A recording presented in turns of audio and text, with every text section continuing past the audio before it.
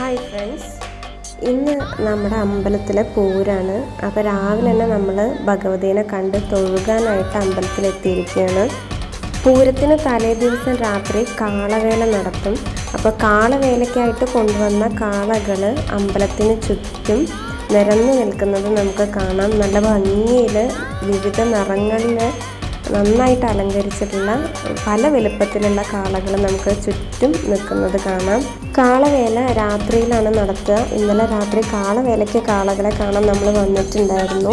വിവിധ നിറത്തിലുള്ള ലൈറ്റുകളൊക്കെ ആയിട്ട് രാത്രിയിൽ കാളകളെ കാണാൻ വളരെയധികം ഭംഗിയാണ്. പൂരത്തിൻ്റെ അന്ന് രാവിലെ ആയതുകൊണ്ട് തന്നെ നിരവധി ചടങ്ങുകളും ഭഗവതിനെ എഴുന്നള്ളിക്കാനുള്ള തിരക്കും എല്ലാമായിട്ട് അമ്പലത്തിൽ എല്ലാവരും തിരക്കിലാണ്. നമ്മൾ തൊഴുത് വീട്ടിലേക്ക് മടങ്ങി. നമ്മൾ വീടെത്തി കുറച്ച് കഴിഞ്ഞപ്പോൾ പൂതനും തെറയും വന്നു. വള്ളുവനാടൻ പ്രദേശങ്ങളിലെ ഉത്സവങ്ങളുടെ ഭാഗമായിട്ട് നടത്തി വരുന്ന ഒരു നാടൻ കലാരൂപമാണ് പൂതനും തെറയും. ഉത്സവകാലത്ത് പൂതനും തെറയും വീടുകൾ തോറും കയറി ഇറങ്ങിയിട്ട് തട്ടകവാസികളെ അനുഗ്രഹിക്കുന്ന ഒരു ആചാരമാണിത്. ഉച്ചയ്ക്ക് ചിക്കനും കൂട്ടി നല്ലൊരു ഊണൊക്കെ കഴിഞ്ഞ് കുറച്ച് നേരം റെസ്റ്റ് എടുക്കാമെന്ന് വിചാരിച്ചപ്പോഴാണ് പുറത്ത് നല്ല മഴ. കുറച്ച് സമയത്തേക്കെങ്കിലും മഴ കാരണം പൂരം കൊളാവുമെന്ന് നമ്മളെ ഭയപ്പെടുത്തിയെങ്കിലും മഴ കുറച്ച് കഴിഞ്ഞ് മാറി. ഓരോ ദേശത്തിൻ്റെ വേലകളും വരിവരിയായിട്ട് അമ്പലത്തിലേക്ക് പുറപ്പെട്ടു. നമ്മളും വേലകളുടെ കൂടെ അമ്പലത്തിലേക്ക് പുറപ്പെട്ടു.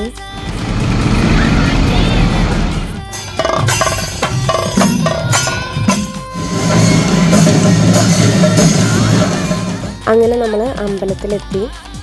നമ്മളെത്തിയപ്പോഴേക്കും ഓരോരോ വേലകളായിട്ട് അമ്പലത്തിൽ കയറി തുടങ്ങിയിട്ടുണ്ടായിരുന്നു.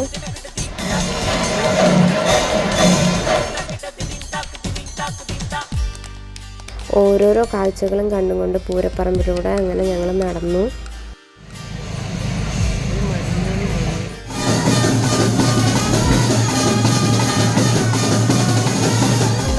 കാഴ്ചകൾ കാണാൻ മാത്രമല്ല കൂട്ടത്തിൽ ഒരു ഓംലെറ്റും കുറച്ച് ഐസ്ക്രീമും ഒക്കെ വാങ്ങി കഴിച്ചു.